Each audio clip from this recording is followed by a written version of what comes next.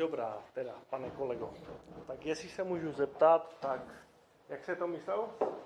S proruskama nebo s Ukrajinou? Povolil jste mi to natočit? Já jsem ti nepovolil. Povolil? Já jsem vám řekl, že si to dajte natočit, vy jste řekl, že není problém. Já řekl, že ne. Ne, on řekl, že sdělí svůj Já názor. se jim napije, vystřel tady do toho. A proč bych tady vystřeloval? Že to však vlastní. Chápeš? Já to chápu, ale proč jste proruský? Já jsem dělal, jsem si zase pro ukrajinský. Nejsem pro ukrajinský, já jsem jenom proto, aby se Rusko s Ukrajinou usmířili.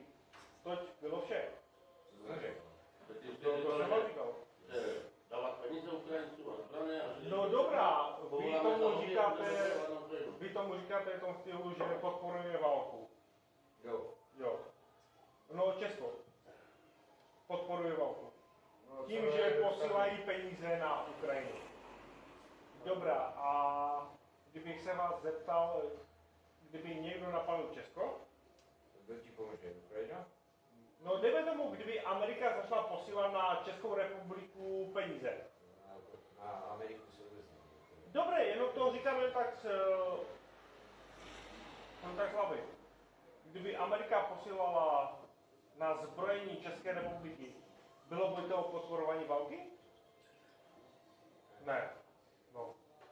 A proč nemůže Česká republika podporovat Ukrajinu v tom, aby se ubránila vůči Rusku? Protože značná část té pomoci Ukrajinci rozkradou, je to skorumpovaná země. Dostávají miliardy, ale nikdo neví, kde to povolí za těch peněz, za těch zásob a potravin mizí, za zdravotnického materiálu. Kde to mizí? No, kde to mizí? Asi Černé směře asi kde jinde. Už si to zkukají do toho, do špůžového. Tak já to řeknu tak. Říká vám něco v Rusku černá ruka, nebo mrtvá ruka, pardon? Operace mrtvá ruka? A vím, dneska Ukrajině, to tady stačí tu samou. A Ukrajina patřila k Rusku? Patřila, no vidíte. Ale už neplatí, a dlouho. A je to od 80. let.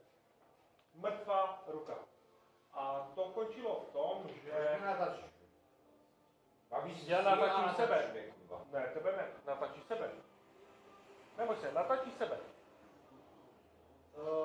Šlo o to, že pokud Amerika vyšle jaderné zbraně na Rusko, a Rusko, jakby ten server, který napadnou, pošlou na základny, které jim neodpoví, pak pošlou do Moskvy,